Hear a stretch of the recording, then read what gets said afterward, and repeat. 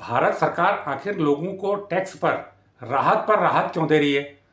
आपको याद होगा जब बजट पेश हुआ था फरवरी में, 1 फरवरी को बजट पेश हुआ था। उस समय 12 लाख तक की आय को टैक्स फ्री कर दिया गया था। जो पहले 6 लाख 5 लाख थी उसको सीधे 12 लाख कर दिया गया था।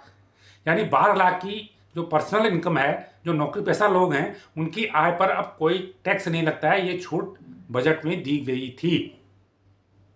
उसके बाद जो सामान और सेवाओं पर जो टैक्स लगता था, अब उसमें भारी छूट दे दी गई है। 375 सामानों पर कर की दरें या तो कम कर दी गई हैं। इनमें से बहुत सारे सामान ऐसे हैं जिन पर दरें शून्य कर दी गई हैं।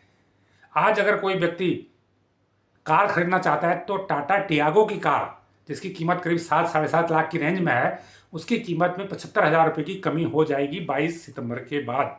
इसी प्रकार कई सामानों की और कई सेवाओं की दरों में कमी हो जाएगी। जैसे हेल्थ और लाइफ इंश्योरेंस पर जो जीएसटी है वो 18% था पहले, अब वो शून्य कर दिया गया है।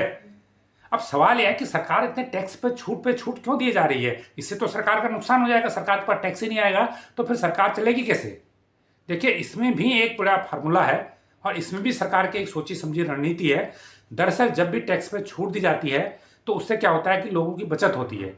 जिन व्यक्ति के पास में पूरा महीना खत्म होने के बाद कोई पैसा नहीं बचता था, अब उसकी जेब में कुछ पैसा बच जाएगा। 5,000, 10,000, 20,000 रुपये की हर महीने उसकी अगर बचत होती है तो वो क्या करेगा? क्या वो पैसे को तकिए के नीचे तो छुपा के रख नहीं देगा?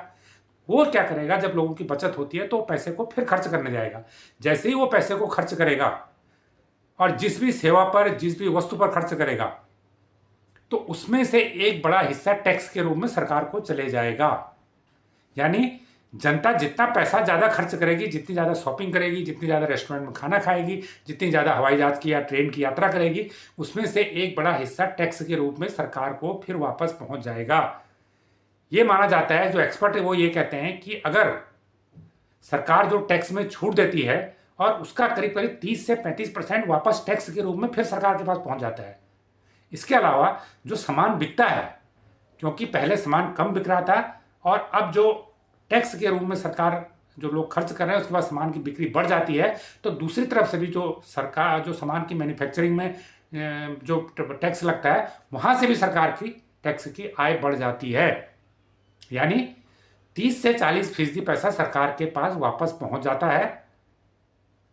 तो आपका जो नुकसान है, जो हमें सोच रहे हैं कि सरकार इतना नुकसान कर रही है, उसका आधा हिस्सा तो सरकार वापस ले रही है। तो ऐसे में जितना नुकसान सरकार का दिखाई देता है उतना वास्तव में होता नहीं है। इसके अलावा जो ओवरऑल फायदा इसका ये होता है कि अर्थव्यवस्था को एक गति मिल जाती है। जो अर्थव्यवस्था में